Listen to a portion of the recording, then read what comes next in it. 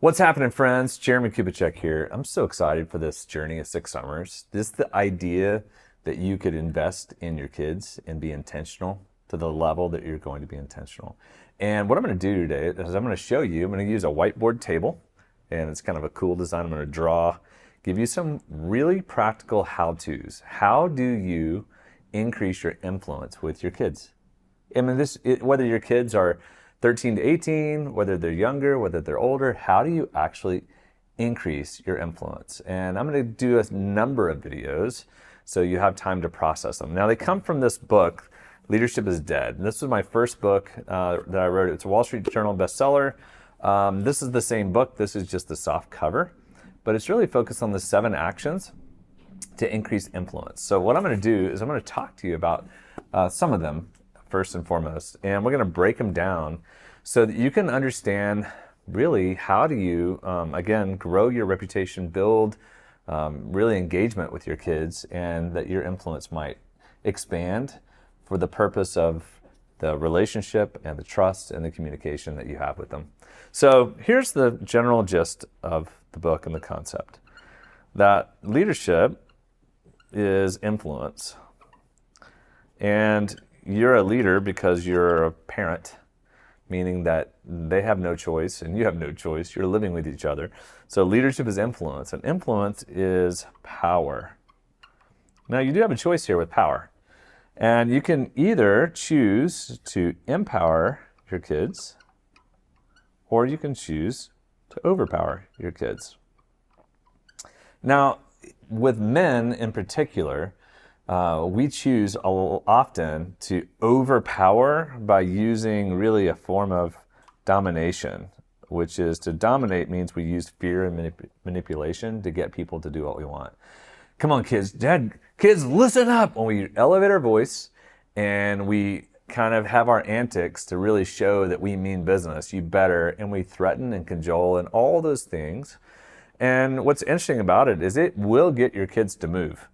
It does work, but not long term. It's like kids, just like employees and teammates, they get used to you. They know what it's like to be on the other side of you, and they know how to work you. And so the idea is when you're constantly dominating, you're lighting a fire underneath someone. And when you light a fire underneath your kids, they will move, but it's really a form of fear and manipulation. And long term, it will lead to apathy, compliance. They'll do just enough to satiate your needs, to give you what you want. It won't lead to engagement at the heart. And that's something that Will and I, when you see Will and watch some of his videos, we spent a lot of time on this idea of empowerment and learning how to liberate my son by really helping know him and understand his wiring. We'll get into 5 voices, which is so important to understand their personality, and to learn how to empower him by giving opportunity and freedom and giving him really the tools that he needs to really thrive and grow. And liberation is actually green. Domination is red.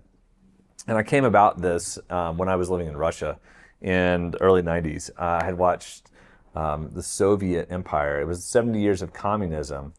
All it did was bring dominant red, overpowering, and it just constantly just overpowered and beat people down.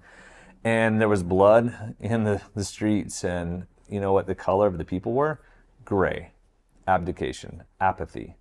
Domination does not produce the results that you want to produce.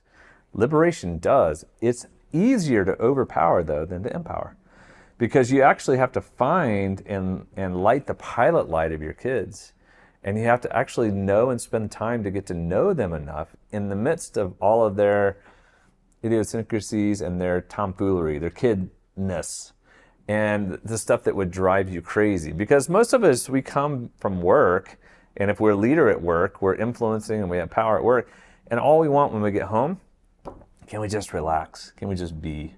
And so when they're not being, then it's almost like elevating and raising your voice because you're tired, and it's easier to yell than anything else. So for me, I started to learn, what does it look like to empower, to then ultimately liberate, to then help my son and my girls really get to the next level versus dominating them and overpowering them. And it is, let's just say, it's a journey. It takes a lot of work to learn how to do it. And the way you ultimately know it is by the respect of your kids.